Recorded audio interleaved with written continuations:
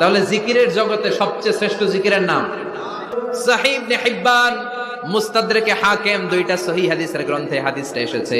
সাইয়েদনা আবু সাঈদ আল খুদরি হাদিসের বর্ণনাকারী বিশ্বনবী বললেন, মুসা আলাইহিস সালাম আল্লাহর ডেকে বললেন, আল্লাহ আল্লিমনি কালিমাতান আদউ বিহা, ও আল্লাহ এমন একটা স্পেশাল জিকির আপনি আমারে শিক্ষা দেন, এই জিকির দিয়ে আমি আপনারে ডাকবো, এই জিকিরটা জানবে শুধু আমি আর জানবেন আপনি, দুনিয়ার কেউ জানবে না।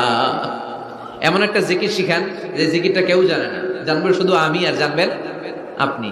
আল্লাহ বললেন, মুসা পড়ো লা ইলাহা। মুসা আলাইহিস সালাম বললেন, আল্লাহ জিজ্ঞেস করলাম কি আর কইলেন কি?